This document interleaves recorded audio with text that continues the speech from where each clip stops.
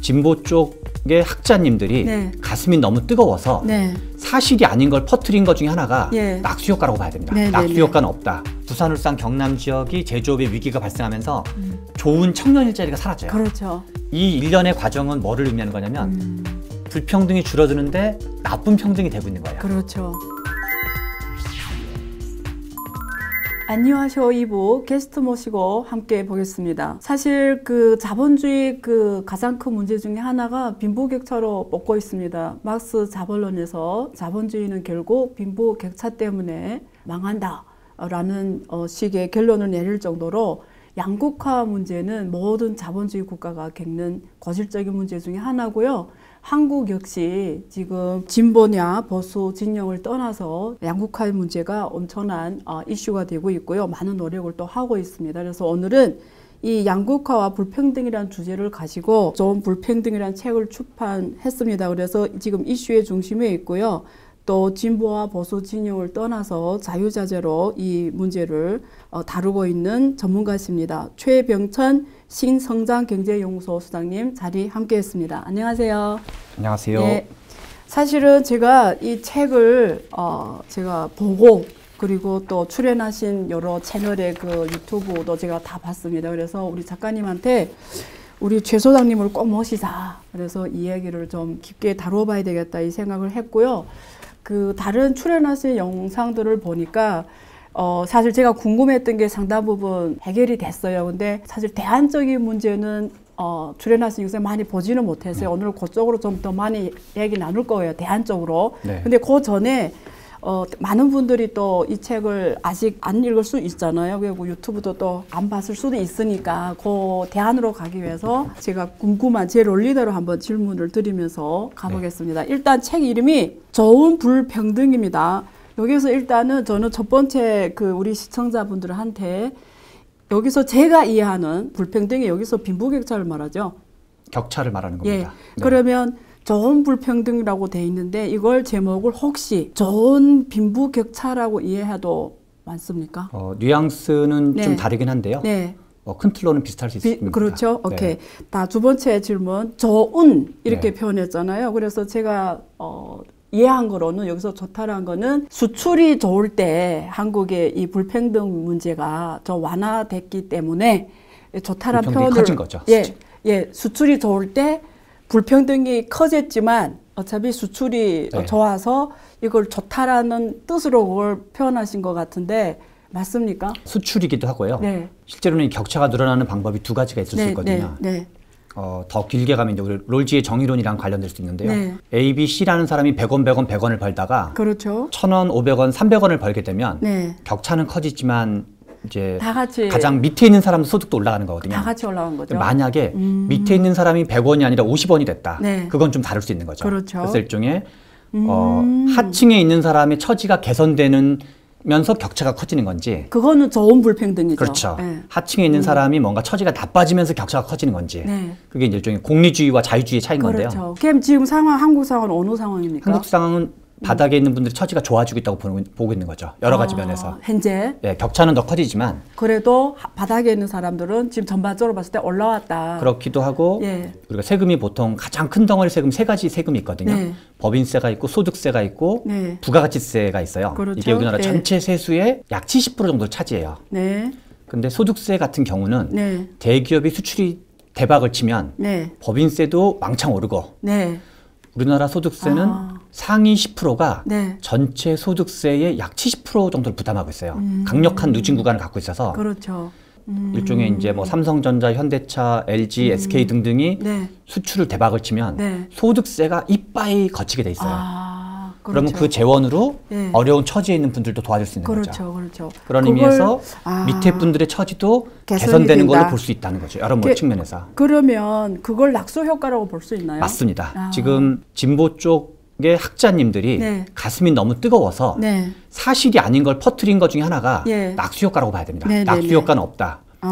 낙수 효과가 없는 게 정말 사실이면 조선업 구조적으로 플랜트 산업이 망하든 뭐 GM이 망하든 굳이 뭐 정부가 도와줄 이유가 없거든요. 그렇죠. 실제는 안 그렇거든요. 그렇죠. 그래서 낙수 효과가 90년대 이전에 글로벌 밸류체인이 발달하기 이전에 이전에 비해서 과거 최근에 낙수 효과가 줄어든 측면이 있을 수 있습니다. 네, 네, 그건 이제 네. 글로벌 밸류체인의 그렇죠. 변화 때문에 그런 건데 낙수 효과가 줄어들었다는 표현과 네. 낙수 효과가 없다는 표현은 다르게 봐야 됩니다. 완전 다르죠. 그래서 일부 줄어들었으나 여전히 상층이 100만큼 올라가면 중하층에 있는 분들이 90, 80, 70, 60, 50 언저리만큼 어느 만큼 더 위로 올라간다는 거죠. 오케이. 이렇게 질문해 볼게요. 자, 낙수 효과가 없는 건 아니고 존재하다. 저 동의합니다. 네. 그러면 글로벌 밸류 체인에 제가 책을 봤을 때 92년 이전과 이후로 소장님께서 지금 네. 나눠서 본 거잖아요. 그래서 한중 수교 이전과 이후로 네. 봤을 때 한중 수교 이전의 낙수 효과 네. 메커니즘과 네. 92년 이 글로벌 밸류 체인이 확장되면서 오는 낙수 네. 효과 메커니즘이 네. 다른가요? 실제로는 낙수 효과를 두 가지로 봐야 돼요. 네. 낙수 효과라는 것이 주어 목적을 일단 분명히 해야 돼요. 그렇죠. 그러니까 서민에 대한 부자의 낙수 효과인지, 네.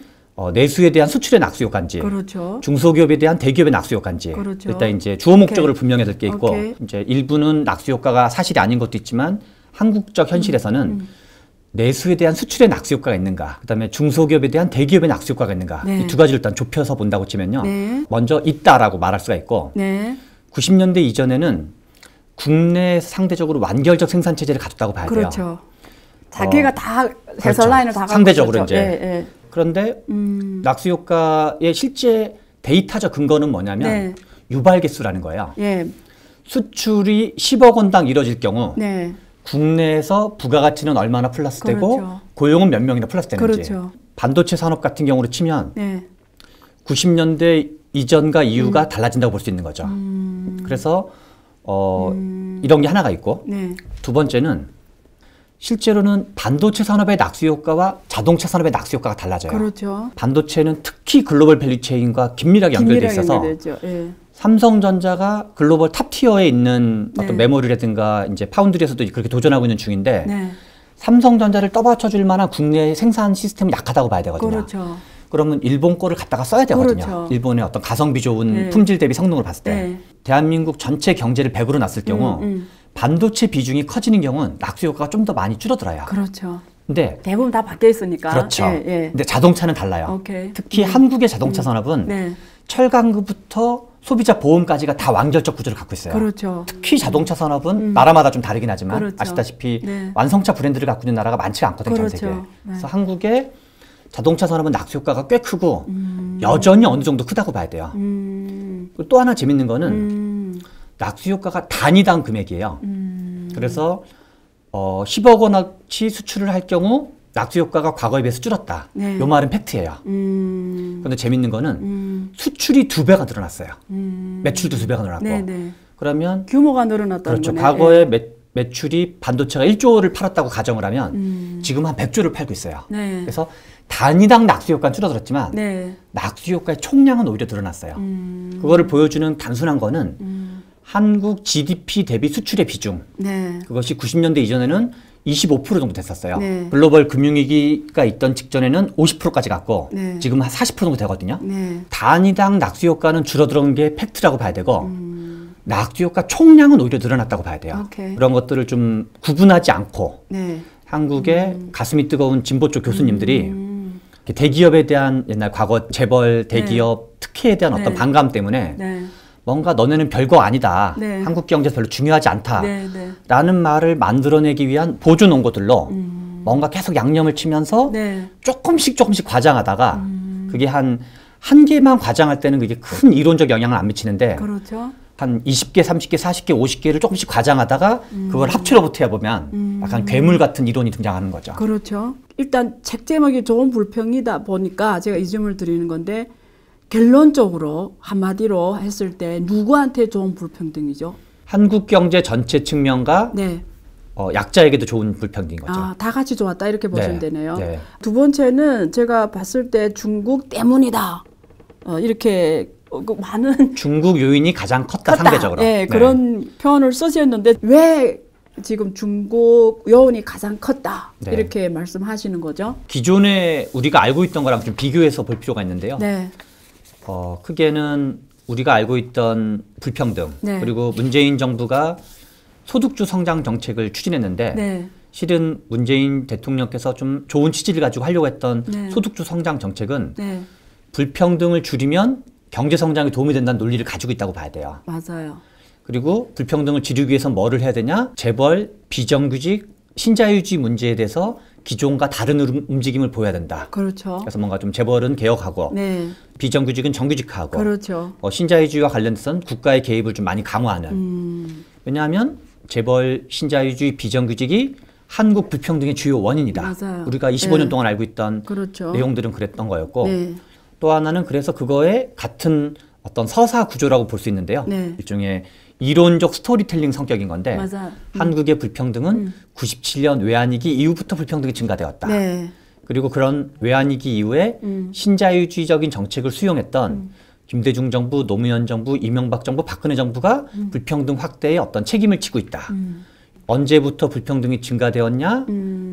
어떤 3대 적폐론 때문에 불평등이 증가됐다. 네. 정치권이 책임이 크다. 예. 이런 등등의 원인이 예. 이론들이 우리나라 불평등이 증가했다는 맞습니다. 주류적 제일 많이 이론이었거든요. 언론에 많이 그렇죠. 나왔던. 네. 저희가 지난 25년 동안 맞습니다. 시사 문제 및 불평등 문제에 관심을 가지고 어떤 교수님들의 강의를 듣거나 거의 그랬죠. 아니면 이제 뉴스를 봤으면 다 이런 내용들이거든요. 맞습니다. 거의 전부 사실이 아니다라는 내용을 담고 있는 오케이. 책이어서 이제 예.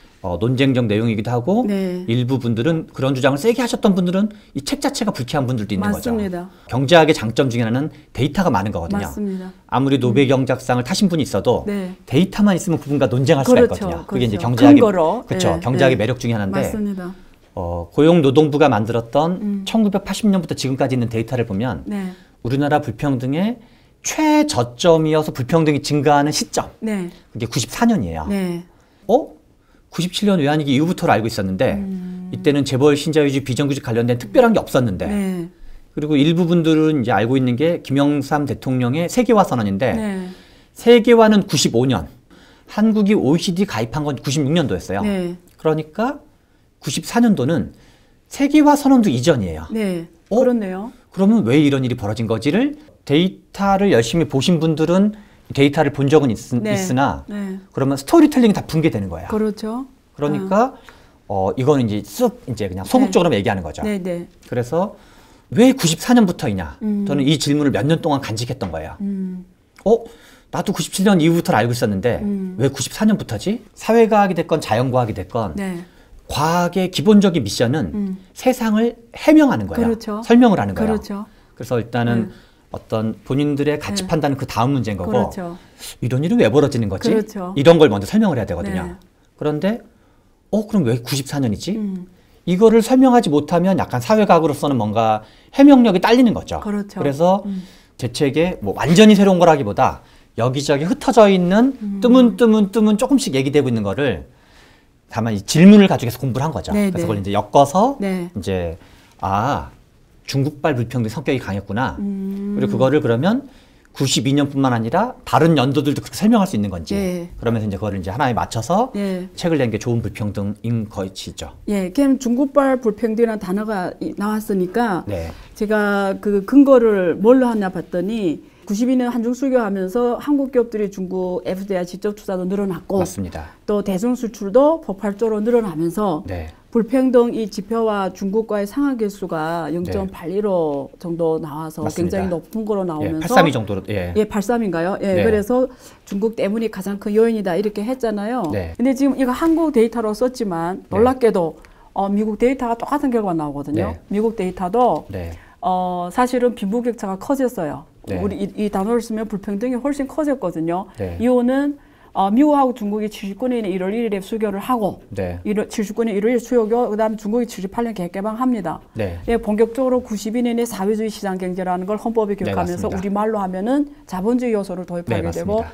미국에서 중국에 대한 투자를 엄청 강화하거든요. 그래서 네. 미국은 자본과 기술을 갖고 중국 와서 투자를 하다 보니까 네. 미국의 블루 칼라들이 일자리를 잃게 된 겁니다. 그러니까 미국의 산업이 제조업의 전체 산업 생태계가 상당 부분 해외로 이전하게 됐어요. 네. 그래서 미국이 빈부격차가 급격하게 커지거든요. 네, 근데 맞습니다. 오늘날도 블루 칼라들은 사실 일자리가 없고 점점 지금 떨어져 가고 있거든요. 맞습니다. 미국도. 네. 그래서 우리 소장님의 논리로 제가 네. 빌려서 표현을 하면 네. 미국발 불평등도 중국발 불평등이거든요. 네. 그러면 비슷한 논리를 상당 부분 나라에 펼칠 수가 있는데 어떻게 보세요? 네. 맞는 말씀이고요. 네, 네. 근데 이제 그러니까 제 질문은 이런 거예요. 미국도 똑같은 문제가 있는데 왜냐면 연구 주제가 한국이다 보니까 이제 그 요인은 미국도 있다 말씀하신 요인은 네. 제 질문은 말씀하신 미국도 있는데 포커스를 한국에 더 맞추면 네. 또 다른 뭔가 있어요?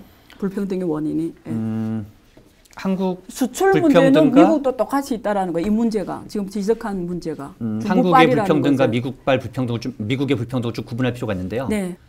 89년도에 천안문 사태가 있었고 네. 92년도에 한국이 수교를 하잖아요. 네.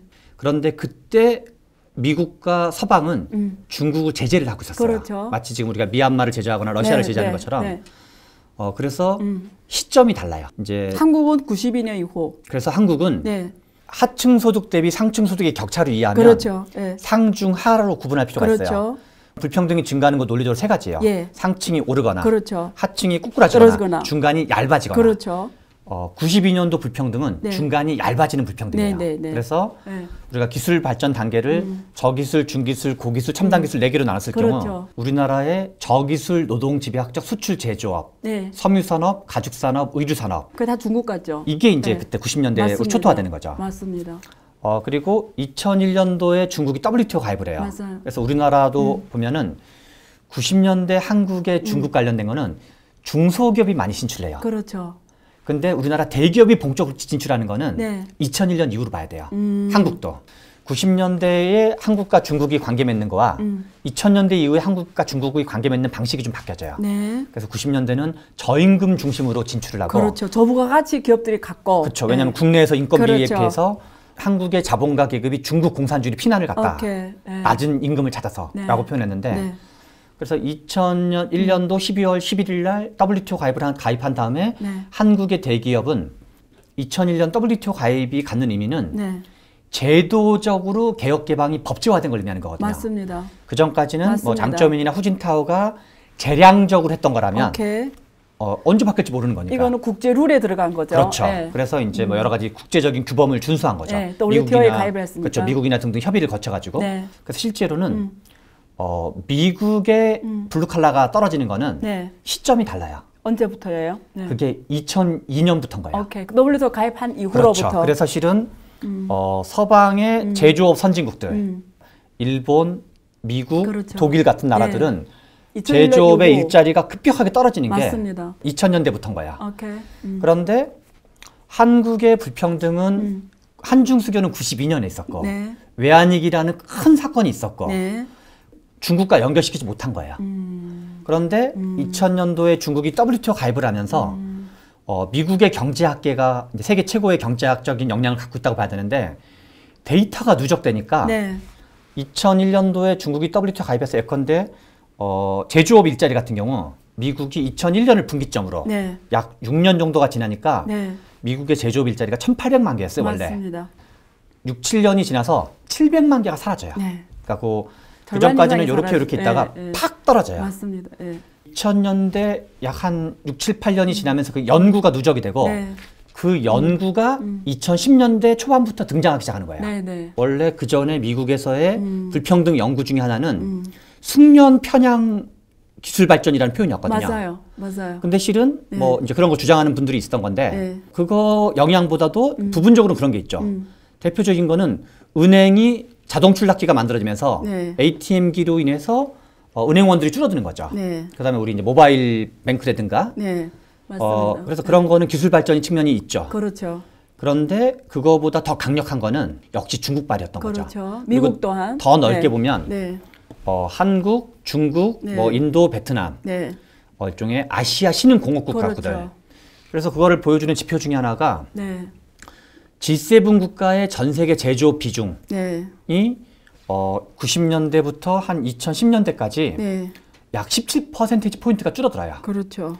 반면 아시아의 공업국가 한 6개 국가, I6 국가들이 거의 20% 가까이 늘어나요. 오케이. 전 세계 제조업 비중이. 네, 네. 그러면서 이제 그거를 대체하게 되는 거죠. 그렇죠. 그래서 미국 역시 중국발 불평등 성격이 강했다고 봐야 되고 제가 책에서는 그걸 이제 5장에 담아서 네. 1990년대 이전의 자본주의와 네. 1990년대 이후의 자본주의는 완전히 다른 자본주의다. 네. 그래서 이제 글로벌 자본주의의 5가지 변화라는 형태로 제가 첫째, 둘째, 셋째, 넷째, 다섯째 이렇게 정리해 놓은 게 있거든요. 네, 네. 그래서 이제 그런 걸로 봐야 되고 다만 한국의 불평등은 우리가 완전히 못 들었던 얘기가 중국발이기 때문에 중국발 비중이 기사로 훨씬 많이 나가긴 하지만 이제 책을 보시면은 상층은 수출과 연동된 좋은 불평등 성격이 강했던 거고 네. 그리고 그 중에 또 하나는 미국은 중간지대 일자리가 사라진 거였거든요. 네. 근데 한국은 90년대는 중간지대 일자리가 사라진 거였지만 네. 2000년대 이후로는 상층이 수출 대박을 쳐요. 네. 그래서 2000년대 이후로는 수출 대박 불평등이에요. 네. 특히 오케이. 이제 대기업 노동자들이. 오케이. 네. 그런데 한국의 또 다른 한 축은 한국이 갖는 전 세계에서 완전히 독보적인 차이점 중에 하나는 뭐냐면 전 세계에서 고령화 속도가 가장 빠른 나라라는 거예요. 네. 그래서 사회복지가 그 속도를 쫓아오지 못했어요. 맞습니다. 그래서 한국의 또 다른 불평등의 중에 하단은 하나가, 하층의 요인은 네. 고령화발 불평등이에요. 그렇죠. 그래서 한국의 불평등은 수출 요인과 네. 중국발 성격이 강했던 거고 네. 고령화발 요인 두 가지를 분석하는 게 한국의 불평등에서 가장 중요한 것이었는데 네. 문재인 정부는 상대적으로 노동운동가 노동조합이나 한국의 진보가 노동에 대해서는 좀 과몰입하다 보니까 저임금 노동자의 포커싱이 맞춰져 있었거든요. 그렇죠. 그러니까 최저임금 정책을 네. 한 건데 맞습니다. 그러니까 실은 한국의 주로는 이제 진보 쪽 학자분들, 사회학, 경제학, 네. 불평등 연구자, 노동 연구자들이 노동에 과몰입하면서 요 어떤 거시경제적인 글로벌 밸류체인의 변화, 고령화적인 측면을 간과하면서 분석이 틀려서 정책 집행이 뭔가 작동이 안 된 걸 봐야 되는 거죠. 네. 미국의 불평등 요인과 네. 이제 한국의 불평등 요인이 다르고 네. 그리고 한국은 아시다시피 수출 비중이 높잖아요. 네. 전 세계 우리나라 전체 GDP에서 40 내지 50%인데 네. 미국은 그렇진 않거든요. 네. 네. 미국은 내수는 크죠. 내수 비중이 네. 크고 90% 대부분, 가까이 되고 네. 수출은 네. 10% 네. 언저리이기 맞습니다. 때문에 네. 그래서 미국 같은 경우는 중국발 불평등 요인과 기술의 기술 혁신발 발전. 불평등 요인이 맞습니다. 섞여 있다고 봐야 되고 맞습니다. 그리고 이제 어떤 여성의 경제활동 참가율이라든가 그런 이제 어떤 그런 사회적 구조 문제, 그 인구 구조라든가 네. 여성의 네. 지위 향상 한국은 수출 비중이 엄청 크고 앤드 이건희 회장께서 만들어 놓은 상여금 체계. 네. 인센티브 제도. 예. 근데 우리나라는 수출 제조업 대기업 상위 10%가 같은 말이에요. 예. 그러니까 상여금의 실적의 핵심이 결국은 수출 실적이거든요. 그렇죠. 그래서 한국의 임금 체계가 수출 연동형 임금 체계 성격을 갖는다는 거죠. 맞습니다. 근데 그거는 같은 제조업 비중이나 수출이 중요한 독일, 일본이랑도 다른 차이점이에요. 네. 나라별로 임금 체계가 어떠한지, 네. 전체 상층은 어디에 미국은 예컨대 주커버그라든가 월스트리트라든가 실리콘밸리가 약간 첨단 제조업 서비스업 같은 쪽이거든요. 네. 그래서 이게 상층이 서비스업에 종사하는지 제조업에 종사하는지 수출 비중이 큰지 내수 비중이 큰지 중소기업과의 대기업의 관계가 어떤지 임금 체계가 어떤지 그래서 그거를 일반론으로 얘기하는 것은 오히려 좀 조심할 필요가 있고 그렇죠. 케이스 바이 케이스로 네. 좀 볼 필요가 있다. 자, 우리가 이런 얘기 나눈 이유, 또 책 쓰신 이유도 결국 문제 해결을 위해서 쓰신 것 같아요. 네. 왜냐면 어쨌든 우리는 불평등을 좋은 불평등이라고 표현을 했지만 어쨌든 그래도 많은 사람들이 소득주도 상승에 따른 생활 질 개선이 우리가 가야 되는 방향이잖아요. 네. 그런 면에서 이제 짚어주신 원인 하나는 수출. 네, 상층은 수출. 예, 상수출이자 글로벌 자본주의 변동의 수출 확대 이게 한국으로 말씀 가장 큰 원인이라고 보시고 두 번째 고령화, 하층은 네, 고령화. 맞습니다. 그리고 사회복지 이게 따라 못 줬다. 네네. 그래서 그게 좀 커진 면이 있다 이런데 하나씩 우리가 네. 그 솔루션 측면에서 질문해 볼게요. 네. 자, 글로벌 자본주의 이 큰 흐름선상에서 지금 이런 수출 확대에 따라서 네. 결론적으로는 좋은 불평등이라고 이름을 지어 주셨지만 네. 그래도 어쨌든 우리는 앞으로 계속 이게 사회를 좋게 가야 되는 구조에서 만약에 원인을 그러니까 네. 정책 당국자가 이거 읽었다 친들 네. 솔루션이 먼저 네. 여기다 포커스 맞출게요. 솔루션이 어떻게 나와야 돼요? 만약에 이렇게 우리가 원인을 솔루션을 이거는 말하기 해결 안 해도 되는 문제예요. 좋은 거니까 어차피. 두 개가 섞여 있는 건데요. 네, 2015년도를 정점으로 네. 최근까지 불평등이 줄어들고 있어요. 그렇죠. 네.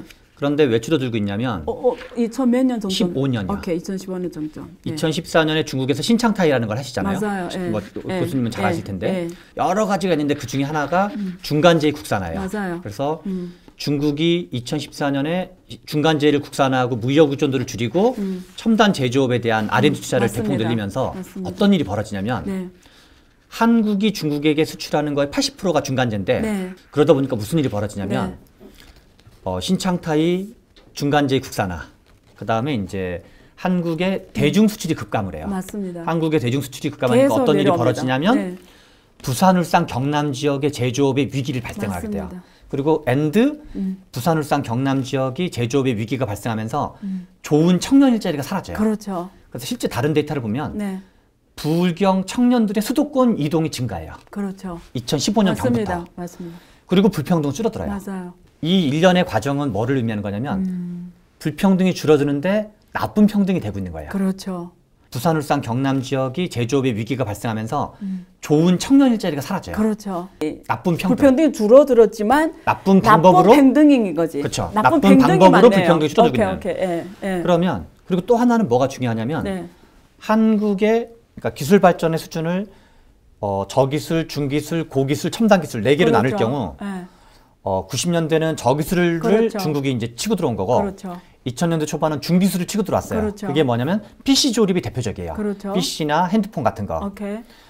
그런데 고기술은 뭐냐면 LCD 시장을 뺏긴 거예요. 그렇죠. 그다음에 철강 시장 맞습니다. 일부라든가 조선 네. 시장 일부. 예.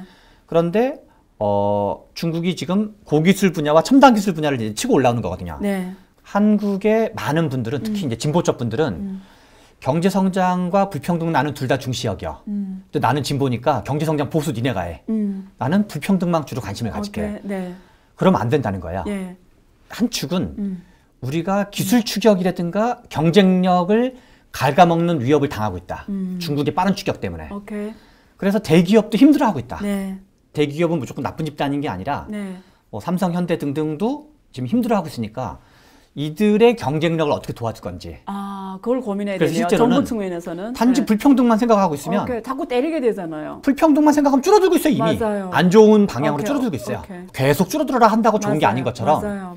오히려 그래서 1차 방정식적 세계관을 버려야 된다. 오케이.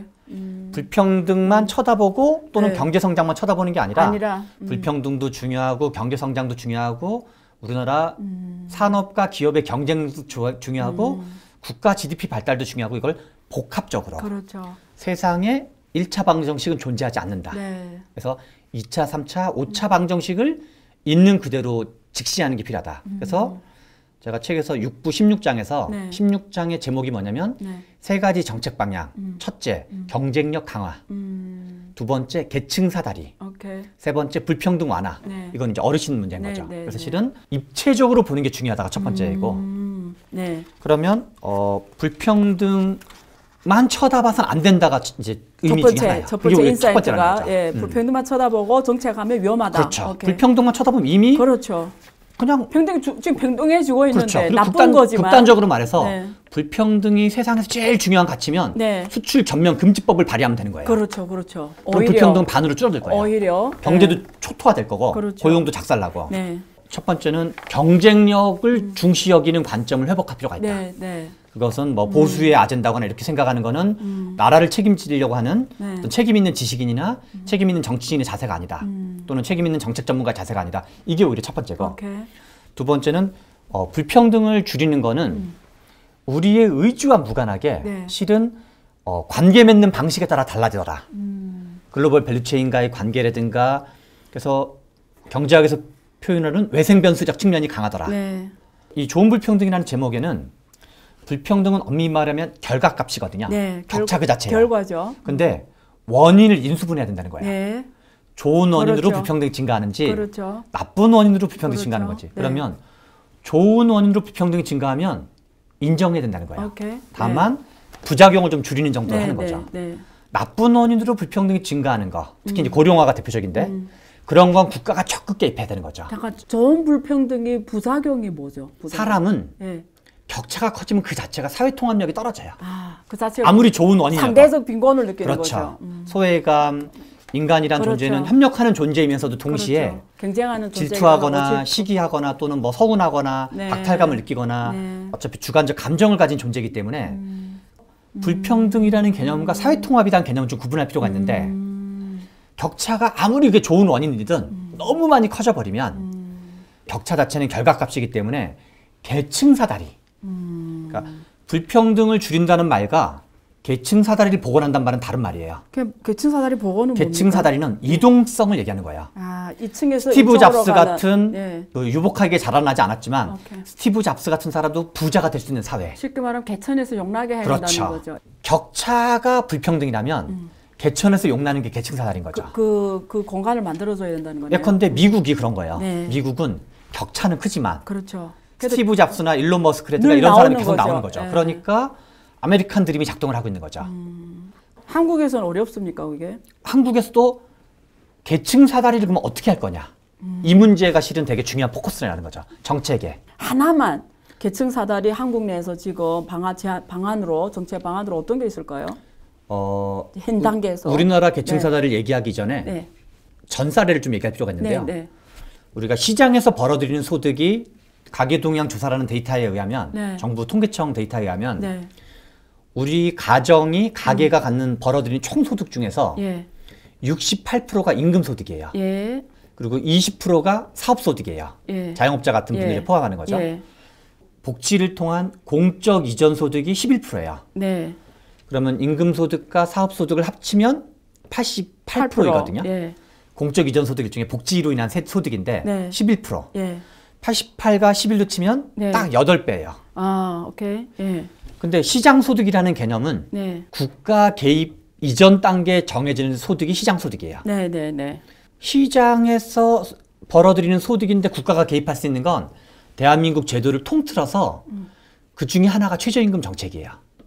근데 최저임금 정책은 너무 많이 하면 부작용이 생기거든요. 정리할게요. 임금소득하고 사업소득 합해서 88%인데 맞습니다. 이거는 시장소득 개념인 거죠. 맞습니다. 예. 근데 여기서 국가가 개입해서 시장소득을 올릴 수 있는 게 하나밖에 없는데 그게 최저임금이다. 맞습니다. 예, 오케이. 그래서 네. 실은 최저임금 정책에 개입했던 건데 네, 네.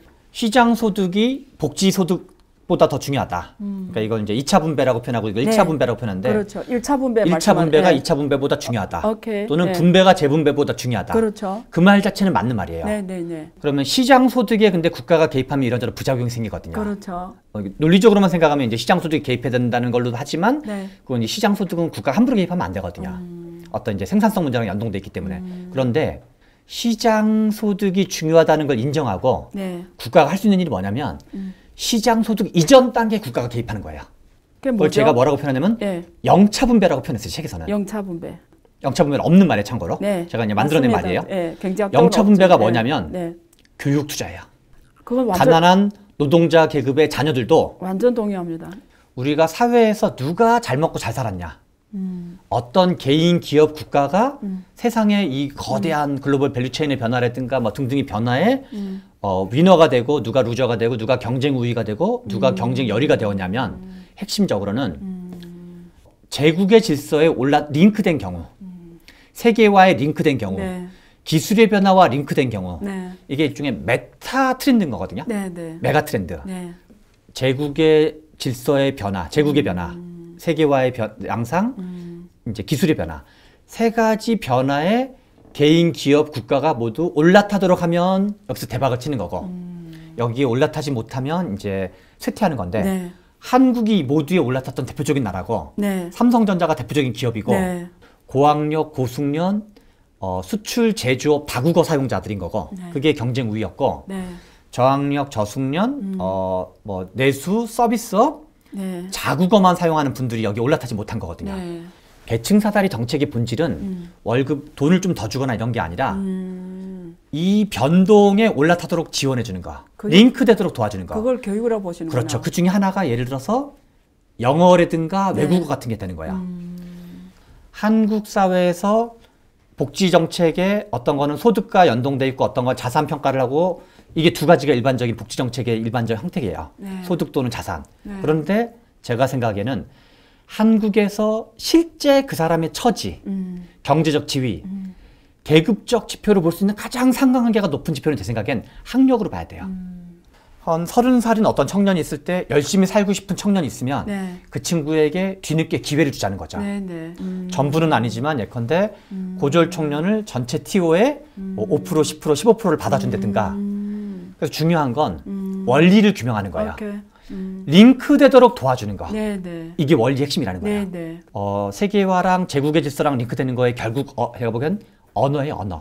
외국어. 네. 그래서 그게 영어가 일단 기본이고, 네. 근데 뭐 이제 힌두어가 됐건 네. 베트남어가 됐건 지금 이제 앞으로 이 세계 질서 변동에서 아랍어도 비중이 알아야 커질 되는 텐데, 언어들. 네. 그렇죠. 그리고 뭐 아시다시피 이제 스페인어를 좋아요. 하게 되면 남미권을 할 수 있고, 프랑스어를 하면 그렇죠. 그렇죠. 아프리카를 할 수가 있고, 그렇죠. 그래서 그런 이제 그 영어를 배우도록 지원해주고, 미국과 중국이 미국이 전 세계 GDP의 23%고 중국이 한 17% 정도 되는데 네. 두 나라 합치면 전 세계 GDP의 40%야. 딱 두 그렇죠. 나라가. 그렇죠. 그리고 인구로 쳐도 맞습니다. 영어권과 화교권을 치면 40억과 의사소통이 가능한다 봐야 네, 돼요. 네. 이제 아마 교수님도 그런 분에 해당하실 네, 텐데 네. 전 국민의 대부분이 영어와 중국어를 하고 있는 나라가 두 나라가 있어요. 네. 홍콩과 싱가포르예요. 네, 맞아요. 그래서 그 나라 소득이 6만 달러라는 거죠. 그렇죠. 영어 공용화를 하자는 얘기는 아니지만 그건 불필요한 이념 논쟁을 불러일으키니까 가난한 노동자 계급의 자녀들이 더 저렴한 비용으로 영어 공부를 할 수 있도록 1순위는 영어 공교육의 넷이다. 근데 그게 여차치해가지고 이러저런 이유로 작동이 안 되면 2순위는 방과 후 교육의 넷이라. 네, 네. 또 뭐 비정규직 가지고 뭐라고 그러면 학원 쿠폰이라도 주자는 거예요. 그 저소득층들한테 야 너는 영어 학원 갔다 오면 10만 원, 20만 원, 30만 원 학원비가 정부가 대줄게. 네. 사교육일지언정 계속 영어를 못 배우는 것보다는 배우는 게 더 좋다는 거야. 네. 계층 사다리의 본질은 링크되는 거예요. 세계의 거대한 세계 질서의 글로벌한 트렌드의 변화에 가난한 친구들도 링크될 수 있어서 그 친구들의 경쟁력을 강화시키도록 도와줘서 한평생 세상에 적응하면서 살 수 있도록 멘토 제도 같은 걸 만들 수도 있어요. 네, 네. 누군가에게 저도 도와줄 생각이 있거든요. 네. 그리고 이제 그런 문제의식으로 이런 책들 쓴 거기 때문에 멘토 제도. 서울시장이나 경기도지사 같은 분들이 이런 저소득층 친구들, 이런 친구들과 멘토를 맺어준다든가 어떤 이제 그 자원봉사하는 사람들 그러면 실은 동기유발이 생기거든요. 네. 그런 식으로 다양하게 링크 시켜주는 정책들. 오케이. 그게 이제 원리 핵심이라는 거죠. 네, 네. 아, 너무 좋은 말씀이고요. 제가 시청자분들에게 한번 우리 소장님 말씀하신 걸 정리해 보겠습니다. 우리 경제학 이론의 중에 폴 로머하고 존슨이 제기한 아이디어 경제 이론이 있어요. 그 아이디어 경제 이론의 핵심이 뭐냐면 어떤 나라가 경제 성장이 빠르냐, 아이디어 많은 국가 그리고 R&D 지속적인 연구 개발 능력이 있는 이런 국가가 지속적인 성장을 해오더라. 그게 대표적 사례가 미국이거든요.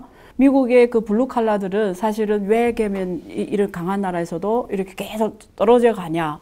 핵심은 아이디어 경제이론의 핵심이 인력 자본이거든요. 근데 인력 자본의 핵심이 교육이거든요. 그래서 소장님께서 준 처방 중에 하나가 영차 분배라고 말씀하셨습니다만 사실은 최저임금 이런 직접적인 시장 개입보다도 교육을 통해서 그렇죠. 이 사람들이 인력 자본이 그 고부가 소득을 받을 수 있는 사람으로 성장시키는 게 하나의 솔루션으로 제시한 겁니다.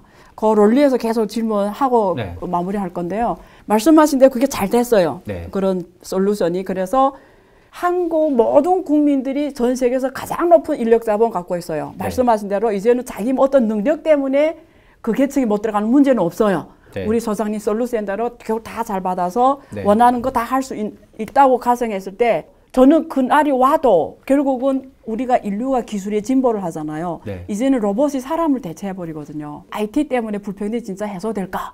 AI, 네. 자동화, 로봇화 이런 얘기를 하는데 네. 실은 자본주의 발달의 역사 자체가 로봇화의 과정으로 봐야 돼요. 맞아요. 노동이 있고 자본이 있는 거잖아요. 노동이 아닌 게 자본인데요. 그래서 재미있는 거는 그래서 실제로는 자본주의가 발달하고 기계화 과정이 많아지면 일자리가 사라진다라는 게 오래된 그런 얘기가 많았어요. 맞습니다. 그거를 보여주는 지표가 있어요. 그렇죠. 그거를 보여주는 지표 중에 하나가 고용률 지표고 가장 하나는 이제 고용률 지표고 또 하나는 이제 성장과 관련된 거 이제 고용 탄력성이라는 지표인데 네. 고용률 지표에 국한시키면 네. 우리나라가 전 세계 로봇 장비를 1위인 나라예요. 네. 우리나라가 전 세계에서 네, 네. 여러 가지 이제 뭐 노동운동가의 관계라든가 이런 이제 특히나 제조업 비중이 큰 나라고 그래서 그런데 한국의 고용률은 계속 증가했어요. 네, 네. 로봇을 도입하는데 왜 고용은 증가하는가? 네. 이 질문을 해야 되는데 네. 경제학에서는 이제 그게 어떻게 우리가 이해해야 되냐면 이것도 우리나라 경제학자분들이 이제 약간 헷갈리게 만드는 이론을 전파시키는 것 중에 하나인데 100명이 100원짜리 제품을 만들었을 경우 네.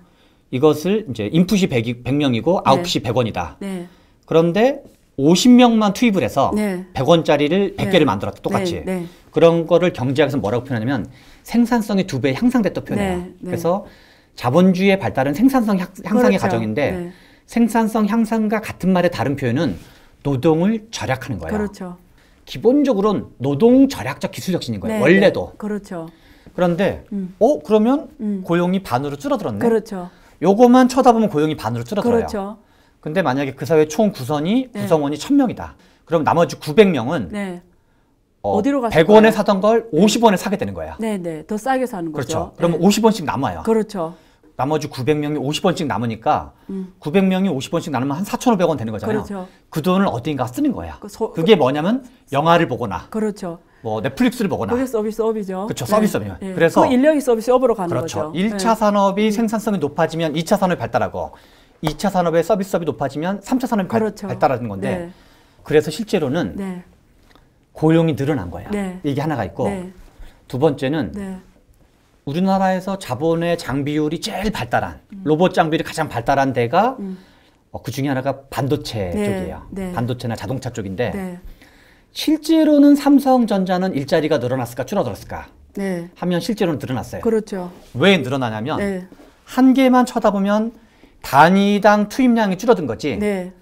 국제 경쟁에서 우리가 고립된 경제 체제가 아니기 때문에 전 세계 경제에서 이 기업의 생산성이 높아지면 그렇죠. 이 기업의 경쟁력이 올라가요. 그렇죠. 그래서 실제로는 다른 회사가 망해요. 그렇죠. 그래서 여기에 고용은 늘어나요. 그렇죠. 1776년 제임스 와트에 의해서 증기기관이 발명되고 아담 스미스에 의해서 국부론이 출간된 이후부터 최근까지 고용이 줄어든 적은 아직은 없는 거예요. 로봇이 인간의 일자리를 완전히 줄여서 일자리를 줄일 거라는 건 아직은 거친 가설로 봐야 되는 거죠. 아, 계속 우리가 그 로봇이 역사라고 말씀하기 저는 동의하는데 그럼에도 불구하고 일자리가 사실은 상당 부분 서비스업으로 미국 데이터 그렇게 딱 나오거든요. 맞습니다. 다 서비스업으로 갔는데 이 서비스업이 미국처럼 중국처럼 큰 나라들은 이 일자리를 흡수할 수가 있어요. 맞습니다. 근데 한국 자체가 규모가 굉장히 작기 때문에 만약에 글로벌화가 안 되면 이 일자리를 맞습니다. 말씀하신 대로 만약에 글로벌화가 안 됐으면 한국 그 남아도는 일자리를 한국 자체에 흡수할 수 없었을 거예요. 네. 예. 그래서 그 역시 글로벌이라는 환경이 있었기 때문에 그 일자리가 해결이 된 거지. 계속 끝까지 갔을 때는 서비스업도 이제는 사람이 로봇이 대체한단 말이에요. 그럴 수 나를 있죠. 위해서 음식도 만들어서 네네. 이제 그렇단 말이에요. 그러면 결국은 싸움이 아이디어 경쟁, 국가 간의 경쟁은 아이디어 경쟁과 이 서비스 시장이 어느 만큼 크냐인데 이거는 중국이나 미국처럼 인구 규모가 큰 나라들은 그런 부분의 문제가 상당 부분 완화가 되는데 극한으로 갔을 때 한국 인력은 결국은 세계 시장에 나가야 된다라는 거거든요. 그렇지 않으면 국내에서 그 인력을 국내 시장으로 소비하기에는 한계가 있다라는 거죠. 저는 그렇게 보거든요. 맞습니다. 동의합니다. 예, 예. 네. 그래서 한국 인재들은 답이 글로벌화입니다. 국제화 인재가 돼야 돼요. 그래서 오늘 시간이 저 너무 재밌었고요. 시간이 네. 너무 짧아서 지금 아쉬운데요. 일단 너무 감사합니다. 네. 저도 감사합니다. 네. 안유아의 앵글로 세상을 바라본 안유아쇼 시청해 주셔서 너무 감사하고요. 다음 시간에도 기대해 주세요. 감사합니다. 전례 없는 금리 인상이죠. 환율 너무 어려워요. 결론만 알려주세요. 당신은 외환 모태솔로입니다. 환율 그동안 너무 어려우셨죠? 이제는 쉽다 말할 수 있을 거예요. 오늘부터 환율과 썸 타시겠습니까?